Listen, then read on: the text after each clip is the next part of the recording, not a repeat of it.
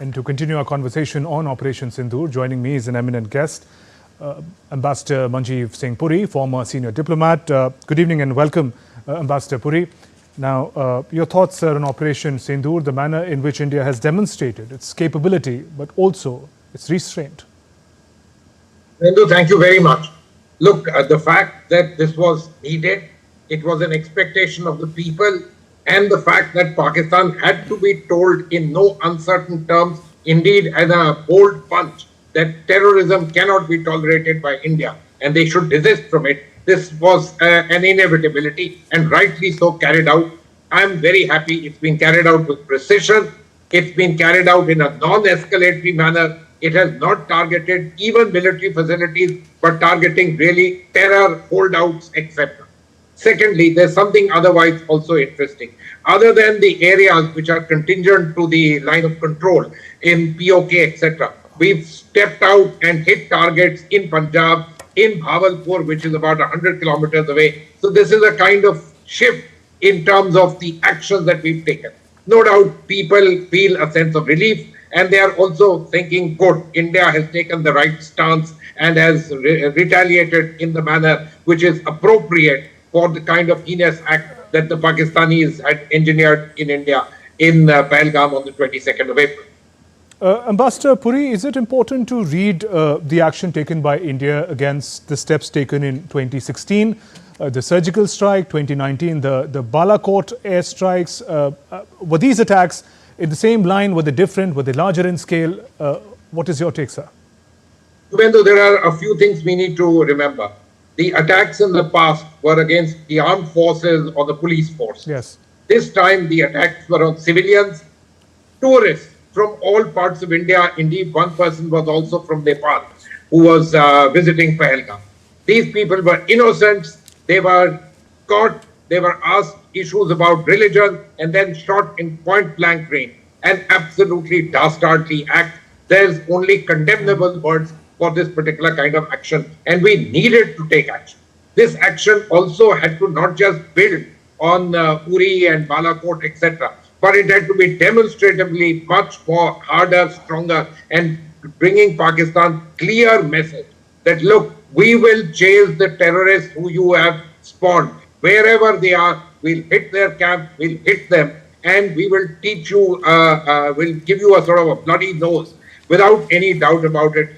Be extremely mindful. This cannot be tolerated in India. And Ambassador Puri, as we speak, we understand that cross-border fighting continues. A strong message has been delivered by India, but has it been received by the other side? Look, Subhendu, I have no doubt that they have received the message. But, you know, they also need to play it to their public. And the Pakistan army, which is really the institution in control of the country, they have to show to their people that they are also retaliating. So what are they doing? They are doing what they've always done, an old playbook. They've been shelling the border areas. There have been civilian casualties as far as we are concerned. I'm told a Sikh Gurdwara was also hit and so on. They will continue to do that. But I understand, and it is my belief, that A, they've understood that India means business and that it can strike even much further than just POK.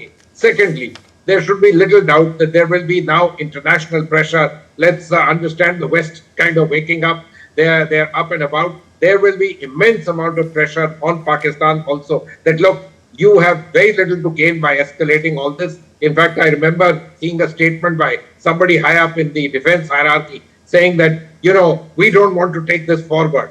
Well, that's perfectly fine. But you did what you did in the past, and you needed to get a reply for that which was suitable, appropriate, and which teaches you a lesson. So I think these pressures will mount on them, and I hope that they learn a lesson. But remember, it's an old playbook, and to expect them to have learned a lesson quickly is pretty much not likely. Also, let us remember, we've hit the terror camps, we've hit them deep inside Pakistan, but to expect that the Pakistanis will shift from their old habits of fomenting terrorism and spewing it forth in India, that they will wean away from that, no, I don't think that's happened. We will have to remain in this particular struggle with this country which has made terrorism a state policy. Right. Also, the very important press conference that was led by Foreign Secretary Misri today, The kind of messaging and symbolism that we witnessed, also it seemed that the message was not just for people in the country, the adversary, but also to the world outside as to how India is going to act with its right to defend itself. Well, you're absolutely right. I mean, messaging and signaling is for everyone, within your country, to the adversary, which is Pakistan in this case, and of course to the world. And what did the world say? Not only did they see that India is in a position to strike very precisely and without escalating matters in a reply which is fitting and appropriate, which teaches a lesson.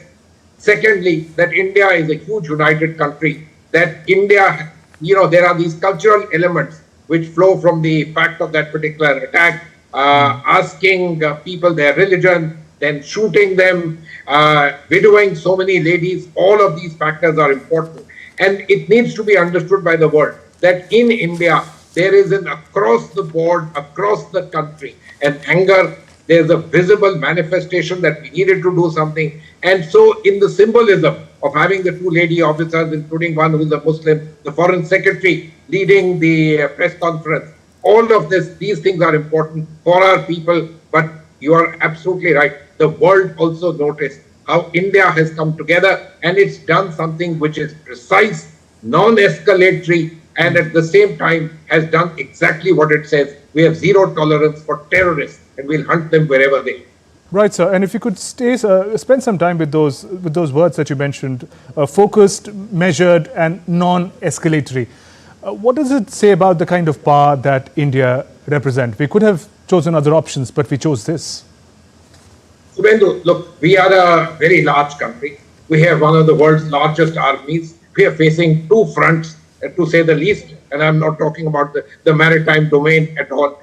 Look, India has changed hugely from, let's say, the last 20, 25 years. We are now the fourth largest economy in the world. We are on our way to becoming the third largest economy. We have huge defense abilities. Pakistan knows it.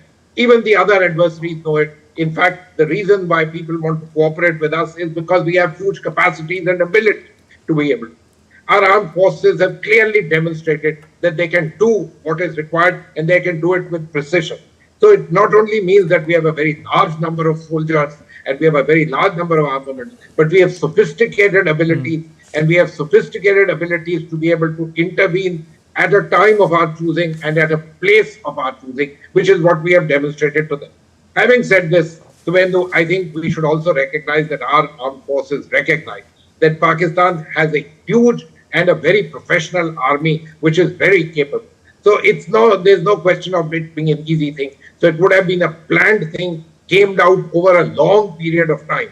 The exact date and time is a different matter, but something that was very truly planned, well executed, and is a tribute to our capacities and our capability. Right. Ambassador Puri, also just taking an update from the events that have happened today.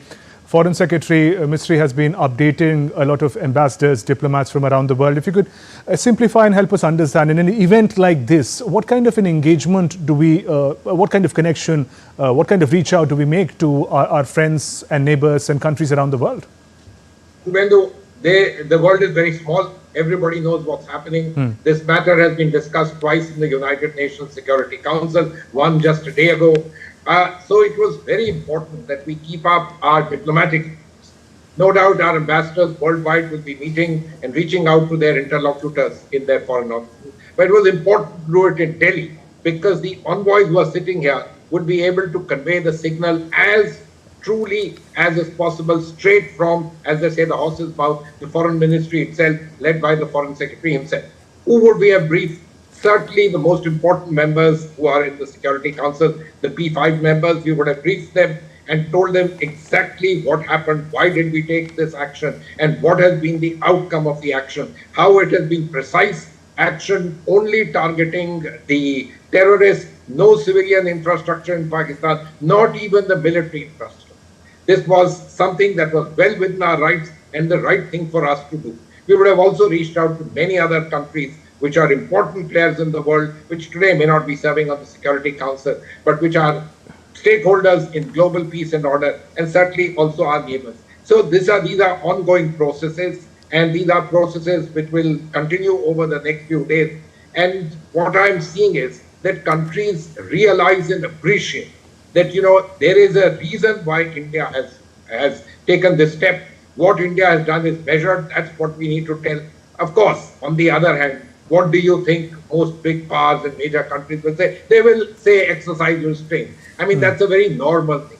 But do they recognize that what you did was appropriate and you had to do it? I think the answer to that is also yes. And sir, as India sort of reaches out to the world about the actions it has taken, the fact that it also provided almost visual evidence of what has been done when it says it was very targeted, that's significant.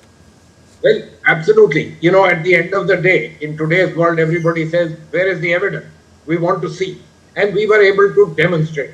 The other thing I want to add is that the Pakistanis will also be reaching out, making their own efforts that civilians have been killed. This is a wanton attack and so on and so forth. So when you provide evidence, when you show that, look, these are the very places where the terror hideouts were, where the senior people were training, they may have disappeared in the end. That's beside the point. But these were the very places where all this is done. Let me tell you, the more important countries in the world certainly know. They also have their own information. So they know what has happened. And when we are able to show them this evidence, they are able to relay it to their governments that, look, it's not just claims. It's really happened and really happened in this very manner. Precise, targeted, going after terrorists, those who have perpetrated such attacks in the past, and I dare say were the ones responsible for what happened in Pahalgam on the 22nd of April. And so therefore it carries conviction. Very important for a country like India, which is truly going up the global high table. And sir, just taking a cue from what you mentioned about Pakistan would want to peddle its own narrative, does international diplomacy is also sort of as vulnerable to fake news and narratives as social media is? Absolutely. After all, the international diplomacy also uses the same things, the same tools get used. And people matter in almost every country in the world. If people start getting convinced of a certain viewpoint, then it becomes very difficult for governments in those countries not to take those. So I'm very glad that we've reached out not only to the permanent members of the Security Council and others, but including Saudi Arabia, the UAE, etc., which are countries which have tremendous amount of influence in Pakistan and can get them to understand that, look, guys, whatever you may have done, you need to understand it's not acceptable and that there will be retaliation, perhaps even harder if you try anything else in the future. It's in your interest to try and back down and understand where you are. Having said all this, Jubendu, look, they will certainly try and reach out. The whole business of saying mosques have been destroyed, no matter the fact that those were actually shielding the big terror hunting grounds, as they say, and civilian populations were being used as cover for these particular grounds. No matter all of that, they will raise their own points, reach out to people, try and say that they are victims and so on and so forth. But the world actually knows. Pakistan is the haven of terrorism. It has done this across the world. India, of course, is the country which has been the victim of this for, what should I say, 3-4 decades. There, Ambassador Puri, thank you for joining us on the News Hour and sharing your perspective. Thank you.